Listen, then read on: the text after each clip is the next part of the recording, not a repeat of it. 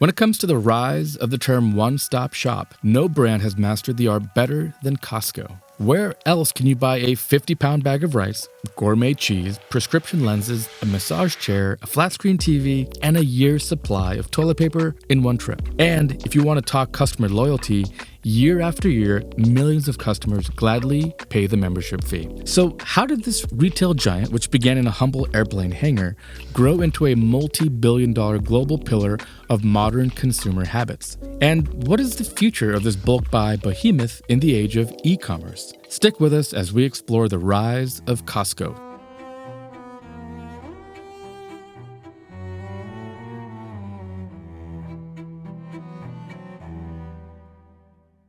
In its most basic definition, Costco is a chain of warehouse, wholesale, retail stores. Yet woven into the company's DNA are a set of unique attributes that set them apart from their top competitors. On one hand, Costco is a global brand with over 800 locations in 11 countries, including the US, Canada, Mexico, the UK, Japan, and more. But of these 800 stores, nearly 70% are in the US, and of those stores, over a quarter of them are in California. Suffice it to say, they have relatively small coverage compared to competitors like Walmart, which has over 4,000 stores in the US alone. Still, since its inception, the company has pretty much experienced non-stop growth. The last 10 years alone, employees have grown from about 140,000 to nearly 250,000, while annual revenue has more than doubled from about 90 billion to 195 billion in the same time frame. Each year, the store brings in new members, currently boasting 113 million cardholders and 62.5 million households. Just about every year, the company adds new stores, new customers, new employees, while still maintaining profitability. So what is the secret to their success? Well, to answer that, let's start by looking at how it all got started. Costco, as it's known today, actually grew out of a merger between two smaller retailers that use similar unique business models. Business models that would turn out to be pretty revolutionary. Back in the early 1950s, a Bronx-born attorney named Saul Price was trying to think of a way to utilize an airplane hangar that his mother-in-law had acquired as an investment. Price had never run a store. In fact, he had no retail experience at all.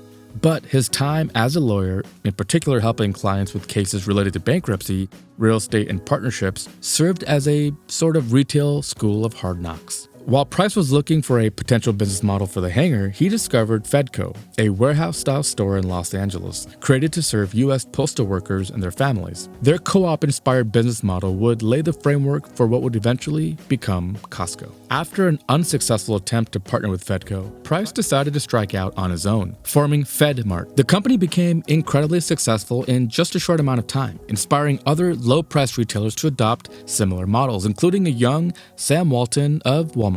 But after a public offering and a failed sale of the company, Price would try again. This time, founding the Price Company, opening a flagship store, Price Club, in 1976 in San Diego, California. Around this time, two other men, Jeff Brotman and Jim Senegal, founded a strikingly similar business model in Seattle, Washington. Brotman, who was also a lawyer, was prodded into the retail business by his father after seeing Price's success. Senegal, on the other hand, worked directly under Price for years. The company called Costco grew from nothing to $3 billion in under 6 years. Since their first public offering, the company's shares have risen exponentially, from a mere $10 a share to $518 a share as of January 2021. So, what exactly was the secret to the men's success? What model did they see all the way back in the 50s from Fedco that would lead them to retail dominance? As we mentioned at the top of the video, there was a handful of attributes that are core to Costco's DNA and set them apart from just about everyone else.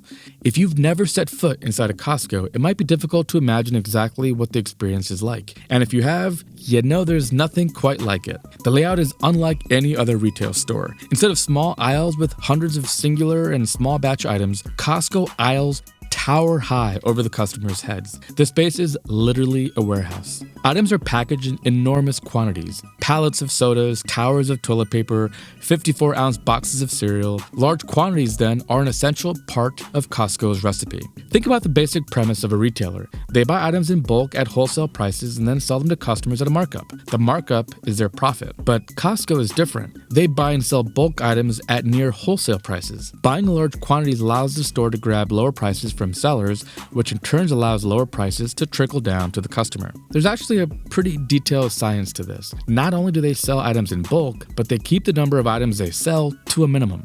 Items in stores are referred to as stock keeping units or SKUs, which refers to the unique barcode number attached to individual items. A typical Walmart supercenter will carry up to 150,000 SKUs, but Costco, well, they keep it at around 4,000. And it goes even deeper. Walmart might have a wide variety of breakfast cereals, Lucky Charms, Frosted Flakes, Cheerios, and more. They'll also offer them in a variety of sizes, family size, standard size, even mini packs. Costco will only offer 1 or 2 varieties for a given brand and only offer them in one larger package. And the price of that package is also strategically determined, usually cheaper per ounce than the cereals available at other markets, but only available in a larger size. Meaning at Walmart, a customer could decide to spend less on a smaller box of cereal, even if it turns out that the price per ounce of that cereal is actually higher. Whereas at Costco, the customer only has one variety and one size. In a way, Costco has created its own insular system of supply and demand. So why do people buy it? Well, because Costco does a pretty good job of keeping the prices low, like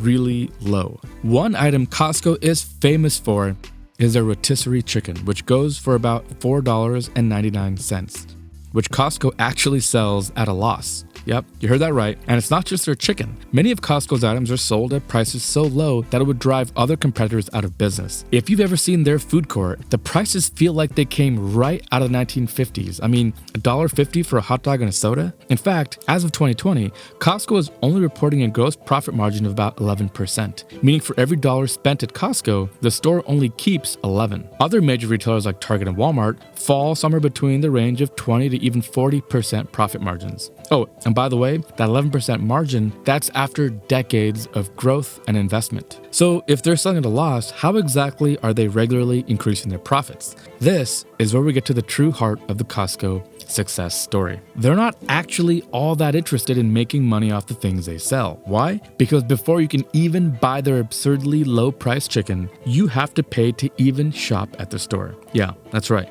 The key to Costco's success isn't selling stuff, it's selling memberships. Costco is a club, and you gotta pay to play. Right now, the lowest membership is $60, but they also offer a $120 executive membership that offers 2% cash back up to $1,000 on purchased items. As of 2020, over 90% of Costco's total net income came from memberships. In fact, Costco was one of the early retailers to adopt what would become known as the subscription-based model that is so prevalent today. They were Netflixing before Netflix. This dynamic generates an entirely unique ecosystem. Because Costco relies so heavily on memberships, they need to make current members happy while also constantly enticing new members. Customer loyalty is literally their strongest currency, and Costco, yeah, well, they nailed it. Over 90% of their members renew every year. Products are chosen very carefully based on aggregated consumer habits, because while members have to swipe their membership card before making a purchase, Costco can compile all that data to know exactly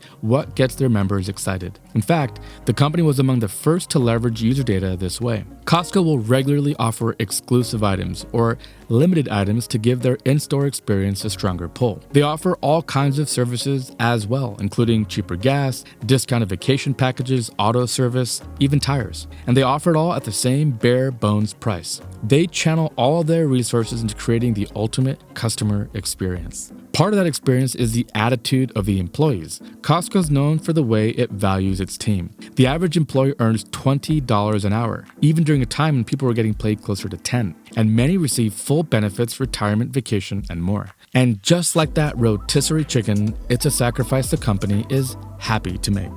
Happy employees mean happy customers, and it's all about those customers. Over the decades, Costco has demonstrated what's known as stakeholder capitalism over shareholder capitalism, where the company understands that creating a healthy, thriving culture from the bottom up will ultimately lead to more success. And they don't just talk the talk. After nearly 3 decades, the company is valuated at over $230 billion as of January 2022. Costco seems to have proven that the formula is simple. Understand your customers, keep the employees happy, and operate out of generosity. These ingredients seem to be the key to Costco's continually growing success. But what do you think? Are you a fan of Costco's business model? What other companies would you like us to dig into in the future? Let us know in the comments below.